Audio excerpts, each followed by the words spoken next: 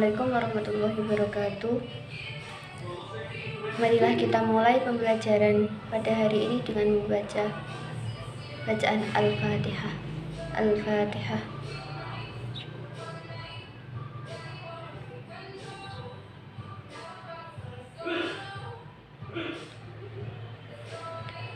Materi pembelajaran hari ini yaitu tentang azimah dan rukso. Bahwasanya para ahli fikih mengidentifikasikan azimah dengan manusyara'a min ahkamil wilayatil ibtida. Artinya adalah hukum yang ditetapkan Allah pertama kali dalam bentuk hukum-hukum umum.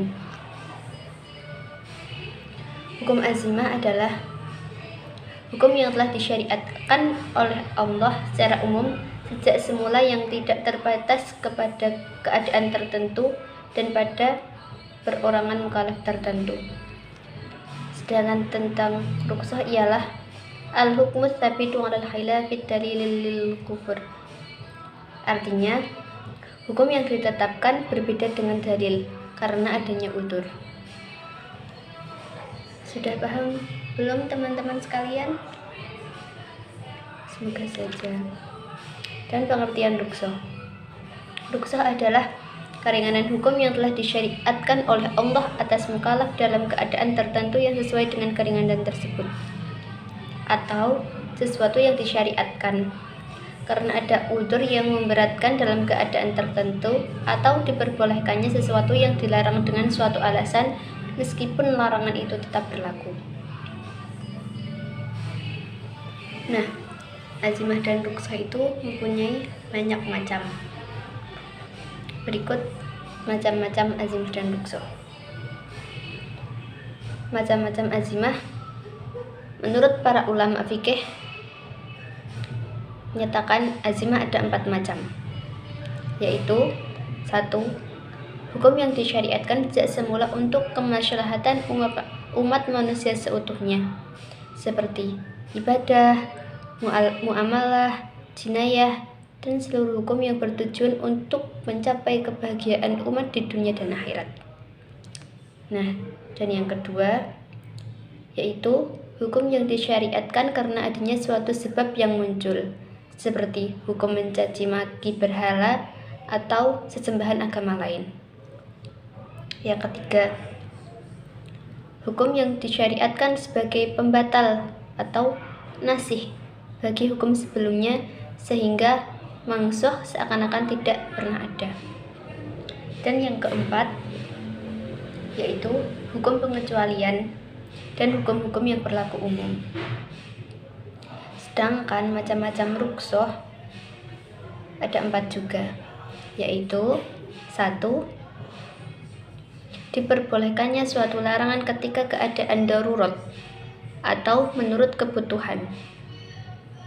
Misal, seseorang yang menahan lapar atau dahaga yang amat sangat, maka ia boleh memakan bangkai atau arak. Dan yang kedua, kebolehan seorang mukallaf meninggalkan kewajiban ketika terdapat udzur atau kesulitan menunaikannya.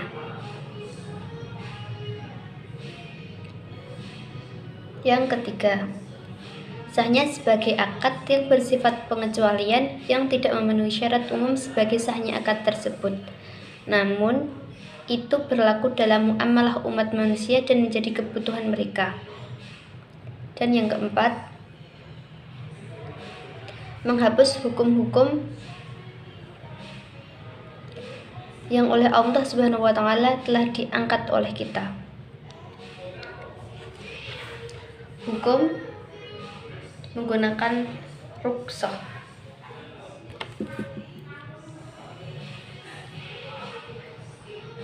Para ulama berpendapat tentang tarajuh atau mengutamakan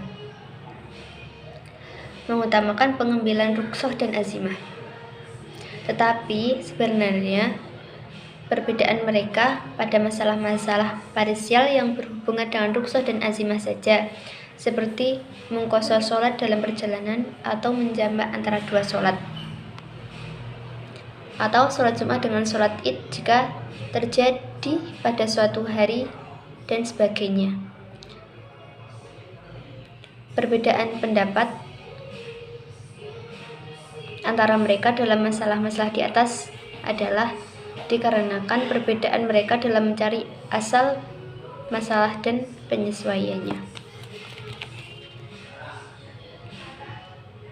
Nah, cukup sekian yang kami sampaikan. Semoga teman-teman semuanya paham.